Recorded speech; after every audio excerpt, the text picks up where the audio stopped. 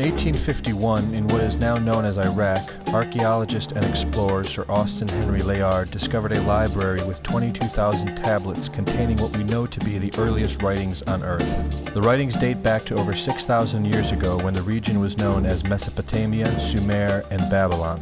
Amongst these vast writings is a story which mirrors the book of Genesis in the Bible. It tells a story of a great flood which reshaped the face of the planet Earth and all of her inhabitants. It tells a story of a tower built and the creation of the spoken word. One of these scrolls includes a star map of what appears to be a sun and its planets. The writings include detailed descriptions and maps of our solar system matching what we know today and beyond. It includes a 10th planet in an orbit between Mars and Jupiter. It is written that the 10th planet Nibiru was thrust into our solar system and collided with the planet Tiamat. The remaining bulk of Tiamat over time became Eridu, the Earth as we know it, and the rest of her became the asteroid belt. In retrograde to the other 9 planets, Nibiru took orbit around our Sun in a long ecliptic or apogee. Lasting 3,600 years, it passes between Mars and Jupiter. In recent years, based on the patterns of our known solar system, astronomers have been looking for a planet with this same orbit. In search of this planet, they discovered the planet Pluto. The search continues. According to the ancient texts, this detailed information was given to them by the Anunnaki, or those who from heaven to earth came. They described the Anunnaki as a reptilian race of gods which came to the earth in fiery ships from their home planet of Nibiru, the 10th planet. It is written that these Anunnaki came to the earth to mine gold and other elements to serve in protecting the atmosphere of their distant home planet. After a workers' revolt, the Anunnaki rulers began to genetically alter Cro-Magnon man to create a slave race, resulting in the human race. It was said that we were created by the gods in clay vessels. It is written that man was forbidden to depict the Anunnaki in their actual form. Just prior to the Great Flood, the bulk of the Anunnaki would return home, leaving numbers of them behind to watch over the earth. Anu was king. Assigned to Anu to heed his instructions. 300 in the heavens he stationed as a god. The ways of earth to define from the heaven.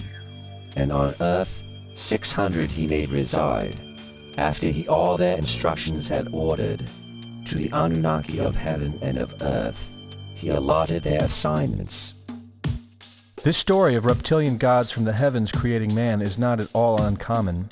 It in fact can be found in most every region of our planet. In Japan, emperors claim descent from dragon gods who came from the sky. Australian Aborigines teach of a reptilian race which lives underneath the earth and governs over men. They believe they are descendants of a race of dragon human. China teaches the serpent queen Nukua interbred with man. India calls these reptilian gods Nagas and claim they seeded their royal families. Throughout the Middle East, it is believed a serpent race created man. The book of Genesis tells of giants who came from the heavens to breed with the daughters of man. They are called the Nephilim. In Africa, they call them Chitauri, children of the serpent. The royal kings of Africa claim descent from serpent gods who came from the sky. In South America, the Mayans teach that their ancestors were the people of the serpent. The Aztecs were said to be created by a serpent woman. In America, the Hopi Indians believe sky gods came to earth to breed with their women and refer to them as their snake brothers. The word Sioux means snakes, and Iroquois means serpents. It seems the only places you will not find this historical story is where the history has been methodically destroyed. The descendants of King Anu in Sumeria and Babylon can be traced throughout time. The pharaohs of Egypt were from the bloodlines of the Babylonian kings. The rulers of the Roman Empire can be traced to Egyptian hierarchy. All throughout Europe, the royal families can be traced back to the great Roman emperors. 34 of the presidents of the United States are directly descended from European royalty, with the remaining 8 who are only closely related to these same bloodlines. In 1934, President Franklin Roosevelt placed the Great Seal, originally created in 1782 by the Freemasons, on the dollar bill. Represented in the Great Seal is a pyramid and the all-seeing eye, known to be used by the elusive society, the Illuminati. Strung together in conspiratorial confusion are secret societies such as the Illuminati, the Freemasons, and the Bohemian Club.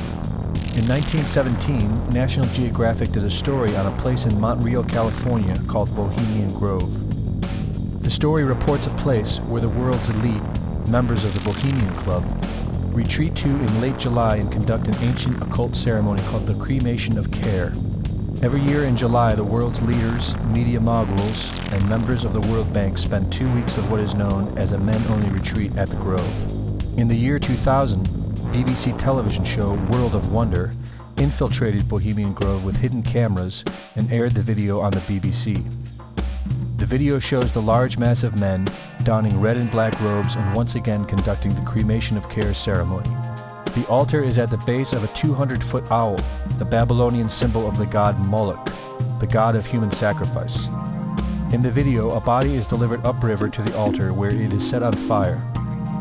Upon being aired, members of the Bohemian Club reported that the ceremony is a put-on, merely done for entertainment and fun. This history tells a story of our world leaders having a deep involvement in satanic tradition, worshipping our reptilian overlords, the serpent gods. It poses the possibility that we may be and have always been enslaved by our leaders, no different than sheep or cattle. There is an endless amount of information out there which supports this, but don't take my word for it.